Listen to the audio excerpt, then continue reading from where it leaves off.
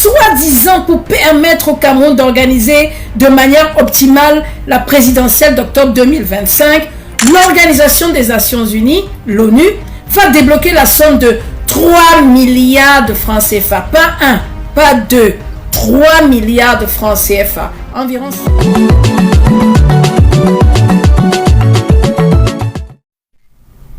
Mes frères et sœurs du Cameroun, nous sommes le samedi 17 mai. Je suis Corinne Léa Tangane, je suis militante panafricaniste qui milite pour les réparations, mais aussi une farouche militante de l'abolition de la dette néocoloniale. Mon plus beau rôle, par contre, cette année, c'est celui de coordinatrice du Lilipac. Le Lilipac est un mouvement panafricain pour la libération totale du Cameroun. Je suis contente et je remercie tous ceux qui ont rejoint Lilipac et je vous remercie pour vos messages. Je tiens à vous préciser que je garde vos coordonnées confidentielles. Notre rapport reste privilégié car évidemment les opposants dans notre pays sont encore torturés. Mais nous allons libérer le Cameroun cette année. Je reviens vers vous parce que vous avez appris comme moi que soi-disant pour permettre au Cameroun d'organiser de manière optimale la présidentielle d'octobre 2025, l'Organisation des Nations Unies, l'ONU, va débloquer la somme de 3 milliards de francs CFA. Pas un, pas deux, 3 milliards de francs CFA, environ 5 millions de dollars, pour soi-disant nous aider à gérer nos élections cette année. Mes frères camerounais, qu'est-ce qu'il y a dedans que vous ne comprenez pas? Quand on vous dit qu'il n'y a pas d'élection cette année, il y a quelque chose que vous n'avez toujours pas compris. Vous comprenez pourquoi je fais partie d'un mouvement panafricain? Le rôle de l'ONU.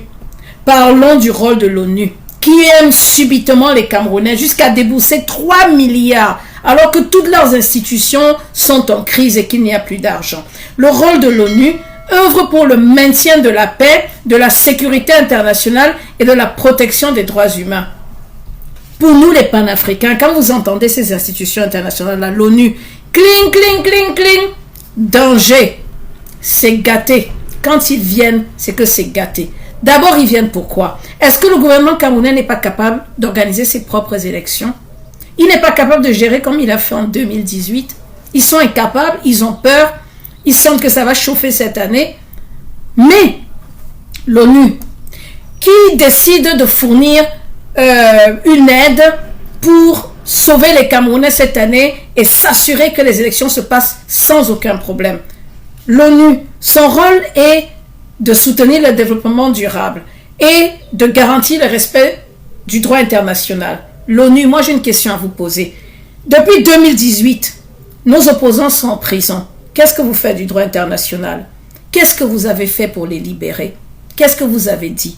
L'ONU, vous qui venez financer le Cameroun, là, mes frères, les fonds de l'ONU, ceux en général qui mettent en œuvre pour soi-disant financer des opérations de paix dans le monde, proviennent de ce qu'on appelle des contributions volontaires des États membres et donc sont financés par des donateurs bilatéraux qui sont, on va vraiment les nommer, l'Union européenne, les États-Unis. Écoutez, je vais couper court.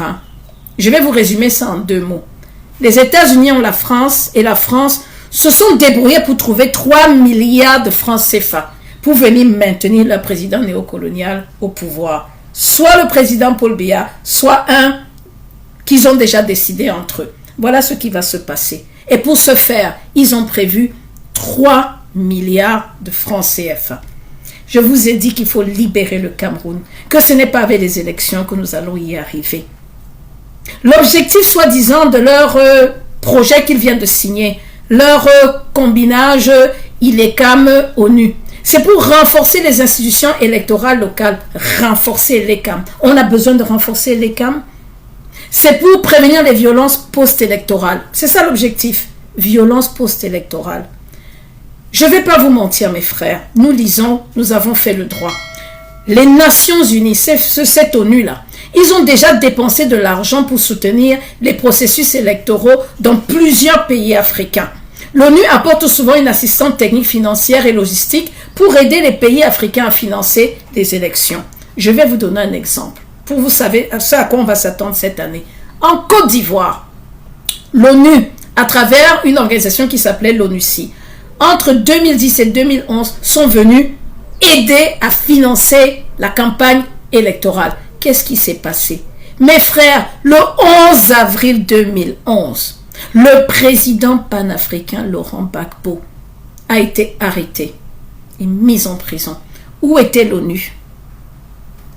Où était l'ONU quand notre président panafricain Gbagbo a été arrêté le 11 avril 2011, après justement des crises post-électorales? Où était-il? C'est au Cameroun qu'ils vont venir gérer cette année.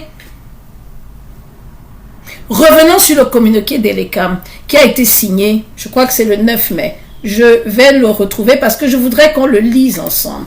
Voilà, je l'ai retrouvé. Communiqué Radio Presse, République du Cameroun cité en grand, numéro 003 Elekam, Yaoundé le 15 mai 2025. Ce président, blablabla, je vous passe les jolies phrases qui ne servent à rien. Bref, ce fameux communiqué dit que ce nouveau partenariat ONU et Elekam vise ainsi à soutenir le cycle électoral 2025-2027. Arrêt sur image, on s'arrête. Nous, on a l'habitude de lire entre les lignes. Je recommence. Leur projet, là, vise à soutenir le cycle électoral de 2025 à 2027 pour couvrir l'élection du président de la République, l'élection des conseils régionaux, ainsi que le double scrutin législatif municipal. Mes frères, je m'arrête là. Je viens de lire entre les lignes. Qu'est-ce que vous n'avez pas compris? Que ces gens sont venus pour rester.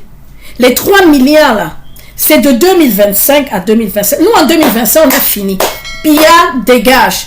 Élection terminée. Transition pacifique, on réorganise. On arrête les institutions, on reset. On s'organise. On a confiance en nous. Nous sommes suffisamment intelligents pour gérer ce Cameroun. Mais eux, ils ont déjà prévu qu'ils sont là de 2025 à 2027. Vous savez ce que ça veut dire? Qu'ils ont déjà décidé qu'il va être président en 2025.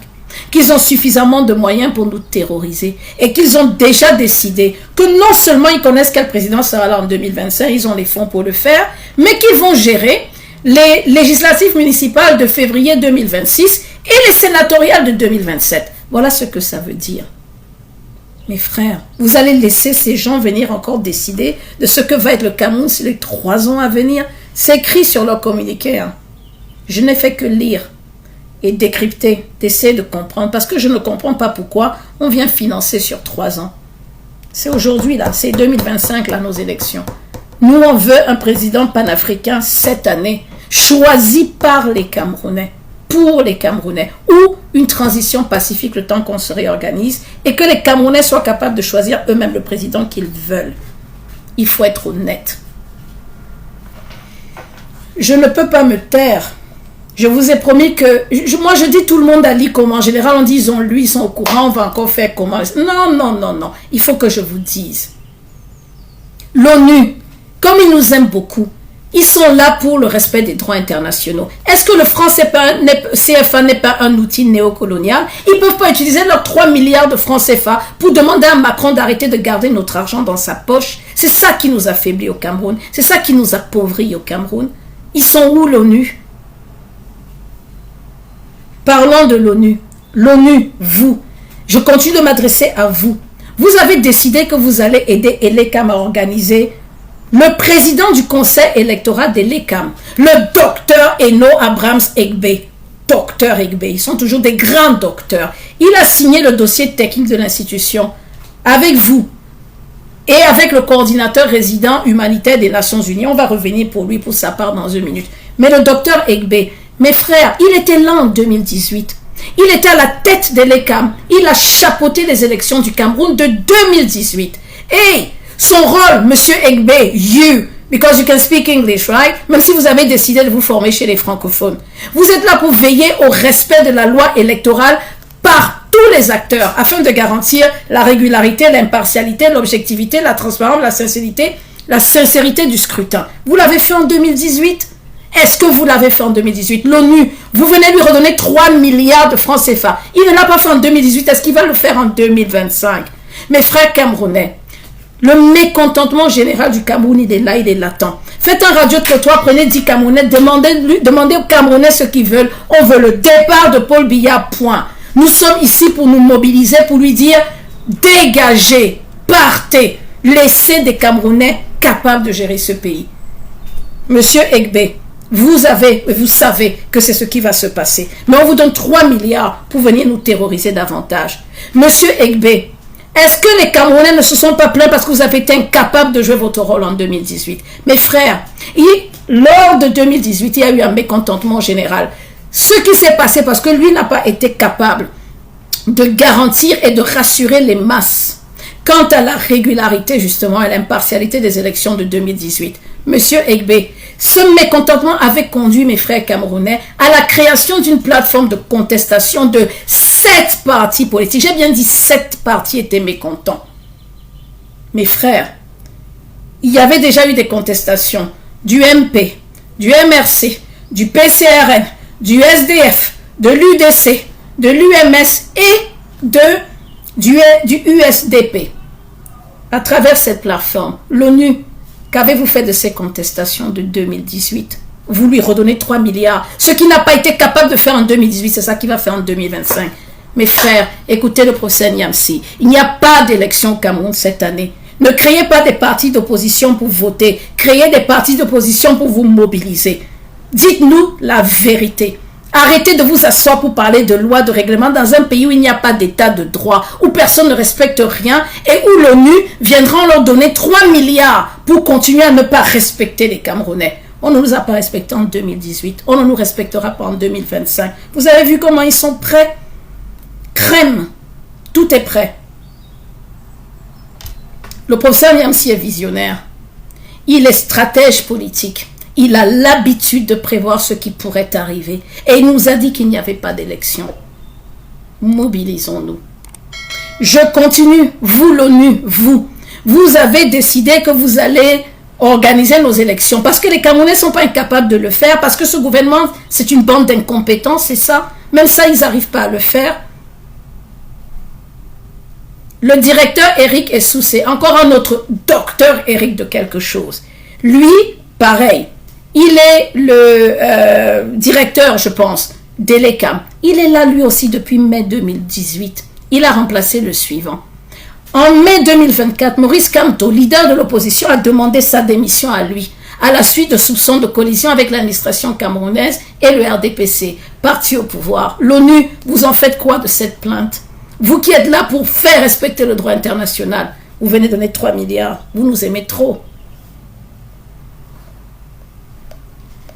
Je voudrais vous dire un truc, c'est celui qui paye, c'est lui qui décide. Ces gens n'ont pas l'intention de voir les élections se passer de la meilleure manière possible. Ils sont venus décider de garder des présidents néocolonialistes à la tête du Cameroun. C'est de ça qu'il s'agit. Donc je vous redis, je reviens vous dire que le Lilipac est un mouvement de libération du Cameroun. Nous allons nous mobiliser, nous allons marcher de Maro au fin fond du sud du Cameroun. Je remercie ceux qui nous ont rejoints. Je remercie Hélène Essoka. Je remercie le docteur Jean-Yves Amougo. Je remercie les participants qui sont là, qui sont capables de mobiliser un maximum de personnes pour ces marches. Notre site est là. Je tiens à vous dire que le coordonnateur résident humanitaire des Nations Unies pour le Cameroun, le fameux Isa Sanogo, qui est venu signer cette histoire pour se foutre de la tête des Camerounais, là, c'est un Ivoirien. Ce gars a été nommé par Antonio Guterres, le secrétaire général de l'Organisation des États-Unis. Lui, il a été nommé par lui. Le 1er septembre, il a fait ses prises de fonctions. C'est juste pour venir au Cameroun s'assurer. Cet Ivoirien-là, venu s'assurer. Avant de rejoindre l'Organisation des États-Unis, il était économiste à la Banque mondiale et en Guinée. Et il a occupé des postes au sein du gouvernement de Côte d'Ivoire. Voilà les gens qui sont au Cameroun assis pour s'assurer que le Cameroun reste un pays sous la domination de ces gens. Nous allons briser les chaînes. Nous allons arrêter. Je vais parler. Nous allons dénoncer. Nous allons dire la vérité. Nous allons se mettre ensemble. Tous ensemble, nous allons libérer le Cameroun. Nous allons nous mobiliser. Il n'y a pas d'élection. Il y a une mobilisation panafricaine pour la libération du Cameroun cette année. Comprenez-le. Rejoignez les forces. vives, qui sont prêtes au changement. Ne vous laissez pas duper. Ne perdez pas votre temps à prendre des cartes électorales. Je sais que je me fais des ennemis parce que les gens n'arrivent pas à se repenser, n'arrivent pas à s'imaginer qu'il n'y a pas de démocratie qui fonctionne dans des pays où il n'y a pas d'état de droit. Quand on parle d'élection, c'est qu'on croit qu'il y a une démocratie et que ça va nous mener quelque part. Ça ne nous mènera nulle part. Ce qui nous mènera, c'est le combat. Ce qui nous mènera, c'est la transition pacifique. Ce qui nous mènera, c'est la mobilisation pacifique. C'est la marche, tous ensemble, vers la libération du Cameroun. J'étais venu vous dire ça.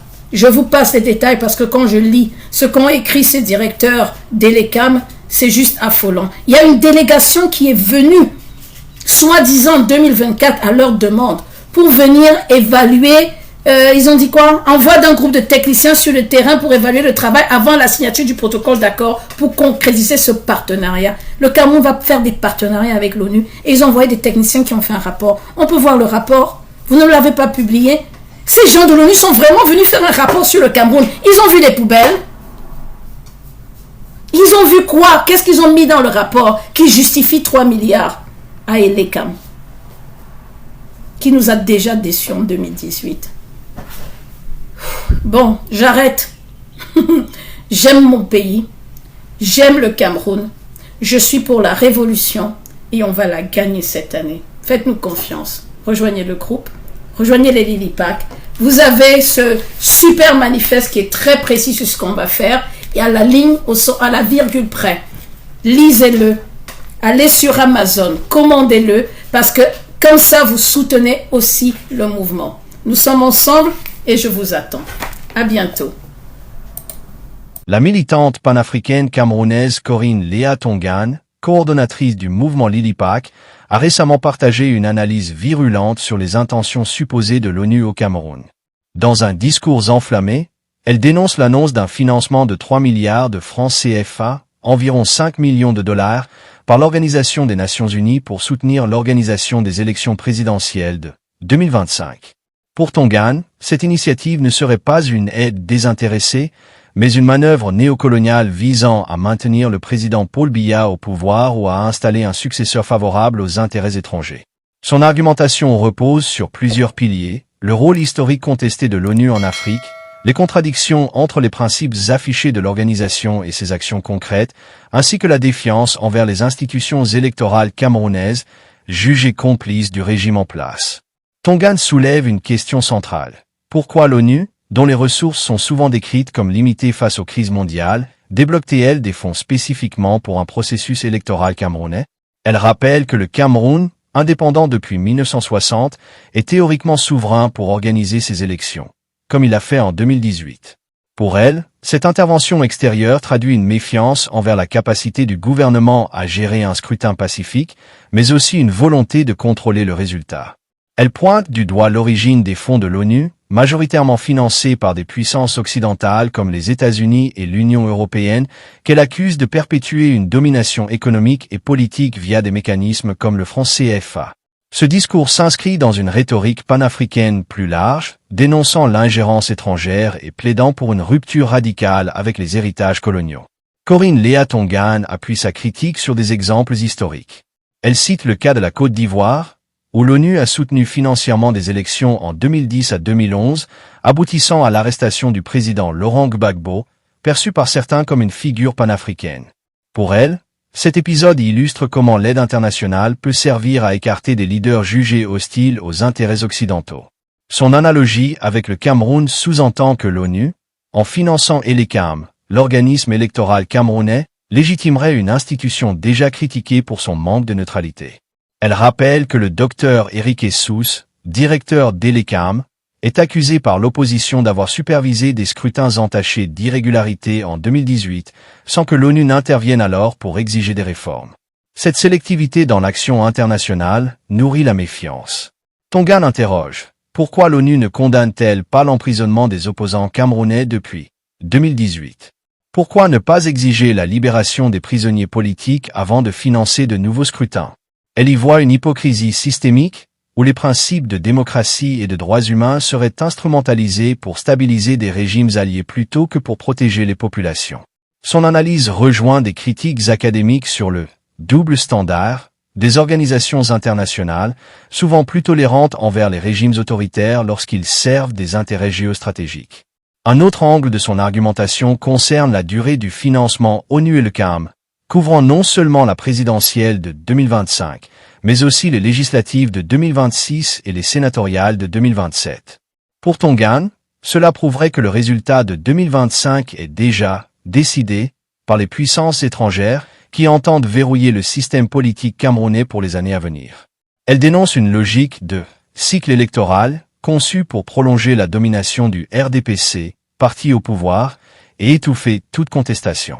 Son appel à boycotter les élections et à privilégier une mobilisation populaire s'appuie sur l'idée que participer à un processus biaisé reviendrait à légitimer un système antidémocratique.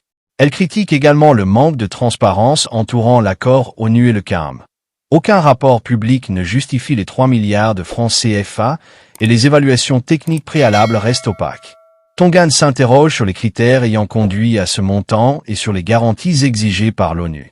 Pour elle, cette opacité masquerait un agenda caché lié au maintien du franc CFA et à la pérennisation de l'influence française.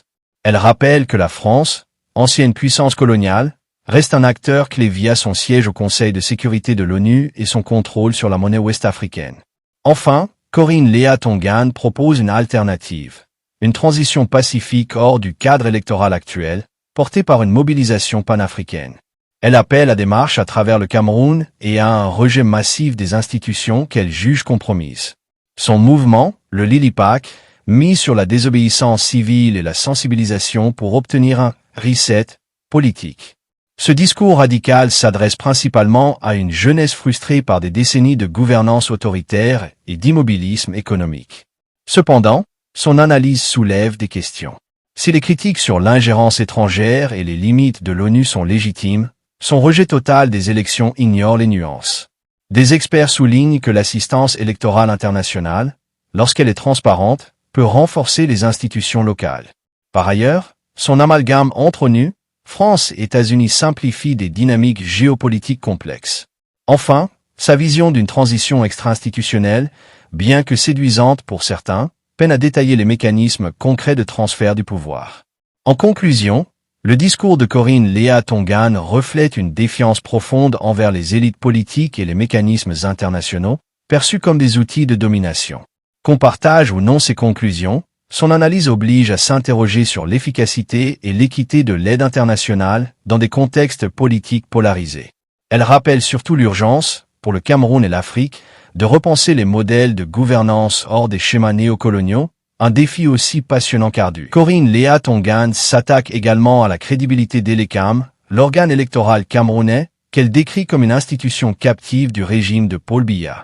Elle rappelle que son directeur, Éric Essous, est accusé par l'opposition d'avoir supervisé des élections sans tacher de fraude en 2018, notamment via des irrégularités dans la révision des listes électorales, des bourrages d'urnes et une opacité dans la publication des résultats.